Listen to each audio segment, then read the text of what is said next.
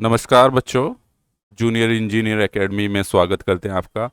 जो आज का जो हम नोटिफिकेशन पे बात करने हैं वो है झारखंड कर्मचारी चयन आयोग के द्वारा जो वैकेंसी निकाली गई है उनके बारे में बात करने वाले हैं। तो बच्चों यहाँ पे काफ़ी सारी वैकेंसियाँ आई हैं आपके लिए, जूनियर इंजीनियर के लिए।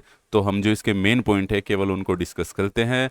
बाकी नोटिफिकेशन के लिए आप नीचे से ऐप डाउनलोड कर लीजिएगा, वहाँ से भी डाउनलोड कर सकते हैं, वरना झारखंड की साइट पर जाके भी डाउनलोड कर सकते हैं। तो ये जो पोस्टें हैं झारखंड वाले बच्चों के लिए बहुत ज़्यादा खुशखबरी है एक प्रकार से देखा जाए तो, क्योंकि जो स्टेट लेवल के एग्ज़ाम होते हैं उनमें जो स्टेट वहीं के स्टेट के बच्चे होते हैं उन्हें काफ़ी फ़ायदा रहता है और वो इंटरेस्टेड भी रहते हैं। वैकेंसियाँ काफ़ी डिपार्टमेंट में है, मैकेनिकल में भी है, सिविल में भी है। बट जैसे कि हमने बताया अभी हम इलेक्ट्रिकल ही स्टार्ट कर रहे हैं, तो इलेक्ट्रिकल के बारे में बात करते हैं। पहली जो पोस्ट है आपके पास ये है स्ट्रीट लाइट इंस्पेक्टर की। ठीक है, इसमें 55 पोस्टें हैं। बाकी आप पैरामीटर्स देख सकते हैं इसमें कि कितनी रिजर्व की है और कितनी अनरिजर्व की है। ओके, स्ट्रीट लाइट इंस्पेक्टर की है। इसमें दो, या तो इसमें डिप्लोमा भी चल सकता है, आईटीआई भी चल सकता है। दूसरा है इसमें कनीय अभियंता विद्युत नगर विकास एवं आवास विभाग में, इसमें 46 पोस्टें हैं आपकी। ठीक है, अभी इनके आगे डिस्कस करें क्या चाहिए। टोटल 46 पोस्टें हैं। ठीक है, 55 उसमें हो गई है, आप ऐड कर सकते हो। ठीक है भाई बच्चों बाकी बेटा और ये सिविल की है, देखे सिविल की भरमार आ रखी है, इसमें मैकेनिकल की भी है। ओके, तो चलिए इसमें अब देखते हैं इनमें आगे और क्या क्या है कि क्या क्या पॉइंट्स हैं इसमें। तो बेटा एक और है कनीय अभियंता विद्युत एवं ऊर्जा विभाग में, इसमें 4 पोस्टें हैं। तो 46 और टोटल देखा जाए तो इलेक्ट्रिकल की 105 पोस्ट के आसपास है बेटा, देखा जाए तो। अब आ जाते हैं इसके कि इनके जो क्या क्या इनके लिए क्वालिफिकेशन चाहिए। जो स्ट्रीट लाइट इंस्पेक्टर की पोस्ट है, ये देखिए, इसमें जो चाहिए आपको किसी भी मान्यता प्राप्त विश्वविद्यालय से इलेक्ट्रिकल में डिप्लोमा या आईटीआई पास होना चाहिए, यानी कि आईटीआई या डिप्लोमा दोनों ही इंस्पेक्टर स्ट्रीट लाइट इंस्पेक्टर के लिए कंसिडर किए जाएंगे। दूसरा जो है कनीय अभियंता विद्युत में, इसमें डिप्लोमा चाहिए भाई, या इसमें लिख रखा संबंध इलेक्ट्रिकल से डिप्लोमा या संबंधित जो शाखा है उच्च तकनीकी योग्यता धारित करने वाले अभ्यर्थी भी आवेदन के पात्र होंगे। यानी कि उच्च तकनीकी योग्यता, यानी कि जैसे कि आपने बीटेक कर रखी है, यानी कि बीटेक वाले भी इसमें हम अप्लाई कर सकते हैं। ओके, तो ये इसकी वो थी क्वालिफिकेशंस जिसमें कि आप वो रख सकते हैं यानी कि डिप्लोमा और बीटेक वाले भी अप्लाई कर सकते हैं। ठीक है, तो भाई इसमें लिख रखा है कि अभ्यर्थियों को आयोग में आवेदन प्राप्त होने की अंतिम तिथि तक डिजायर यानी कि वांछित न्यूनतम शैक्षिक योग्यता उत्तीर्ण करना होने अनिवार्य होगा। तो भाई ऐसा नहीं कि केवल क्या बोलते हैं, जो इसकी बेसिक रिक्वायरमेंट है वो उसमें पास होना चाहिए। ठीक है, जो कि है आपकी डिप्लोमा। ओके, तो भाई ये है आपके पास खेलकूद कोटा के अंतर्गत अगर श्रेणी है या बी पदों के लिए सीधी नियुक्ति के मानक अनिवार्य होंगे अगर उसने अंतर्राष्ट्रीय ओलंपिक कमेटी या उससे संबंधित फेडरेशन द्वारा प्रतियोगिता में मेडल पा रखा है। ठीक है, या भारतीय ओलंपिक संघ में या उससे संबंधित फेडरेशन द्वारा चैंपियन स्तर की प्रतियोगिता में प्रथम स्थान है, या राष्ट्रीय स्तर पर प्रतियोगिता में विश्व रिकॉर्ड है। तो उनको क्या है, देखा जाए तो सीधा क्या नियुक्ति के हेतु इनको कंसिडर किया जाएगा। ठीक है, ऐसे बच्चे बेटा बहुत कम, एक आध ही होगा। ठीक है, बाकी हम उसी पे फोकस करते हैं क्योंकि हमें पता है कि कौन बच्चा क्या है। चलिए अब इसमें जो मेन पॉइंट्स है, दूसरा है एज का। तो जो न्यूनतम एज होगी वो 1/8/2023 से काउंट की जाएगी, यानी कि आपकी कितनी हो रही है।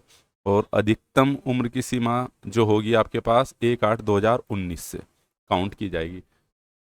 ठीक है, कहने का मतलब ये है इसका कि भाई न्यूनतम एज अब 2019 से तो थोड़ी ज़्यादा ही रहेगी ना आपकी। ठीक है, बाकी न्यूनतम एज इसमें 18 साल लिख रखी है। और बेटा जो इसमें लिख रखी है 18 साल, आप अपने अकॉर्डिंग काउंट कर सकते हो कि इस तारीख को कंसिडर करते हुए 1/8/2023 को कि इतनी हो रही कि नहीं हो रही। ठीक है, दूसरी अधिकतम, तो जो जनरल कैटेगरी है या ईवीएस है उसके लिए 35 साल है, और जो ओबीसी है 37 साल है बेटा। महिला है वो चाहे वो अनारक्षित हो, आर्थिक रूप से कमज़ोर हो या अत्यंत पिछड़ा वर्ग हो, 38 साल है। और अनुसूचित जाति और जनजाति के लिए 40 साल है। ठीक है, एससी और एसटी के लिए। ओके, चलिए अब इसके और पॉइंट। आयोग द्वारा प्रमाण पत्रों की जांच के क्रम में आवेदन पत्र अंकित निशतकता संबंधी दावे के अनुरूप प्रमाण पत्र उपलब्ध नहीं कराए जाने की स्थिति में अभ्यर्थी की अभ्यर्थिता निरस्त कर दी जाएगी। कहने का मतलब ये है कि अगर आप भाई जो डॉक्यूमेंट्स आपने बता रखे हैं वो अवेलेबल नहीं कराओगे तो आपकी वो निरस्त कर दी जाएगी। चलिए अब अगले पॉइंट्स पे चलते हैं। अब आरक्षण का दावा करने वाले अभ्यर्थी को स्थायी निवासी प्रमाण पत्र होना जरूरी है। तो भाई जो आपके झारखंड के बच्चे हैं, ठीक है, वही आरक्षण का लाभ ले सकते हैं, दूसरे स्टेट के नहीं ले सकते हैं। ठीक है, तो उसके लिए आपको डोमिसाइल और कैटेगरी सर्टिफिकेट दिखाना पड़ेगा। ठीक है, ये इसके पॉइंट्स दे रखे हैं बेटा, जो कि इसमें आप पढ़ सकते हो। ठीक है, तो मैं बता रहा हूँ जाति प्रमाण पत्र। अब सिंपल सी बात है, जाति स्टेट की ही कंसीडर की जाएगी, दूसरी जाति का, दूसरे स्टेट के बंदे की जाति कंसीडर नहीं की जाएगी। ठीक है, तो ये देखिए काफ़ी सारा है, काफ़ी पेज का है बेटा, 49 पेज का है, तो सारा तो हम पढ़ नहीं सकते, पढ़ सारा लिया है, लेकिन हमने मेन मेन पॉइंट को ही हम इसको डिस्कस कर रहे हैं। ठीक है, तो भाई इसमें आवेदक का जो नाम है, स्पेलिंग है, वो वही लिखोगे जो आपकी 10th की सर्टिफिकेट में है या उसकी 10th की मार्कशीट में है। ठीक है, और उसमें कोई अंतर नहीं होना चाहिए। ठीक है, और ना ही उसमें आगे इसमें लिख रखा श्रीमान, मिस्टर वगैरह, इनका नाम नहीं लिखना है आपको। ठीक है, वो खुद सिंपल अपना नाम लिखना है बेटा। ओके, बाकी आपको पता है जब ऑनलाइन अप्लाई करोगे तो वो चीज़ अपने आप बताता जाएगा, वो क्या करना है क्या नहीं करना है, कितने केबी का फ़ोटो होगा कितना नहीं होगा। ठीक है, अब आ जाते हैं इसके पेपर पे। तो देखा जाए जो इसका पेपर होना कनिष्ठ अभियंता का, भाई देखो ये वाला, ठीक है, कनिष्ठ अभियंता विद्युत का, इसके 2 पेपर होने हैं बेटा। तो पहला जो पेपर होना है उसमें सामान्य जनरल इंजीनियरिंग आएगी, 80 मार्क्स के प्रश्न आएंगे, सामान्य ज्ञान आएगा जो कि 40 प्रश्न होंगे, टोटल 120 प्रश्न होंगे, और जो कि 2 घंटे की होगी बेटा। ठीक है, और जो दूसरा पेपर होगा उसमें केवल आपके पास क्या आएगा, जो विषय आएगा इलेक्ट्रिकल इंजीनियरिंग आएगी, वो सब्जेक्टिव वाइज होगा। यानी कि पहला जो पेपर होगा उसके पास जनरल इंजीनियरिंग भी आएगी, और जनरल इंजीनियरिंग में बेटा ये रहा उसका सिलेबस। जनरल इंजीनियरिंग में सब आएगा, सिविल इंजीनियरिंग भी आएगी, इलेक्ट्रिकल भी आएगी, और आपकी मैकेनिकल इंजीनियरिंग भी आएगी, तो जिसके लिए आपको इन तीनों ब्रांच को पढ़ना होगा। ठीक है, सामान्य ज्ञान का सिलेबस ही दे रखा है इन्होंने। ठीक है, इसमें कि 40 नंबर किसके आएंगे, वैज्ञानिक प्रगति, राष्ट्रीय अंतर्राष्ट्रीय पुरस्कार, ये आपको पता ही है। ठीक है भाई, अब आ जाते हैं, ये सिविल का सिलेबस दे रखा है पत्र बी के लिए, यानी कि एग्जाम 2 के लिए। तो ये इसका सिलेबस दे रखा आप देख सकते हो। हम इलेक्ट्रिकल के सिलेबस पे चलते हैं।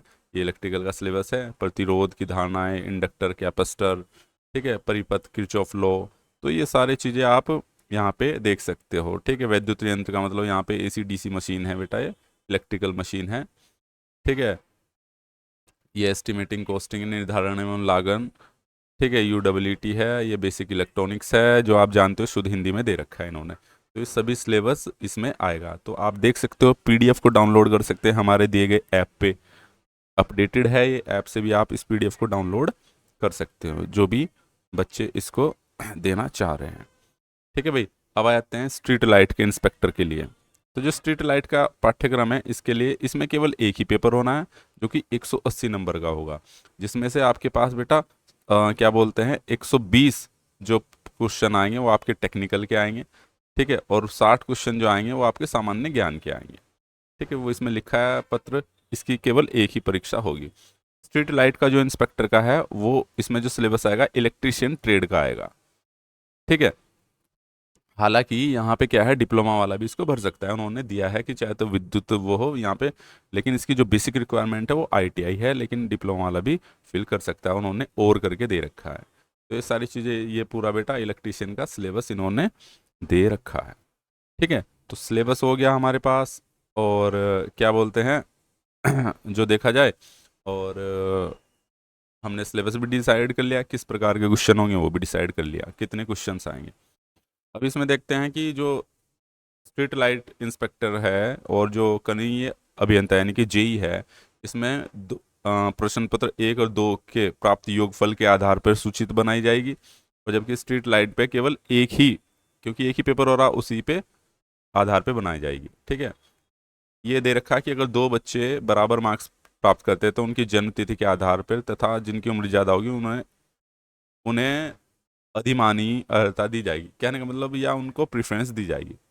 ठीक है, और अगर जन्म तिथि समान पाई जाती है तो ऐसी स्थिति में उनमें डिप्लोमा या तकनीकी या अन्य योग्यता में प्राप्त अंक को के आधार पर वरीयता दी जाएगी।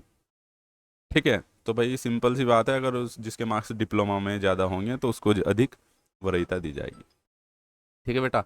अब परीक्षा में मिनिमम मार्क्स भी आपको प्राप्त करने हैं, तो उसके लिए क्या है आपके पास, जनरल के लिए 40 नंबर होने चाहिए, अनुसूचित जाति के लिए 32, ओबीसी के लिए 34, ओबीसी के लिए जो अनुसूचित 2 के 36.5, ठीक है, जनजाति के लिए, आदिम जनजाति के लिए 30 और आर्थिक ईवीएस के लिए 40। तो ये बेटा आपको ये मिनिमम स्टैंडर्ड होने चाहिए, भले ही आप किसी कैटेगरी से बिलोंग कर रहे हो। आई मीन मतलब अकॉर्डिंग टू कैटेगरी के होने चाहिए। ऐसा नहीं है कि मान लो भले ही जैसे कि SC ST की आपके पास मार्क्स है, अगर उनके 32 से कम है तो उन्हें कंसिडर नहीं किया जाएगा, भले ही सीटें खाली हो जाएं।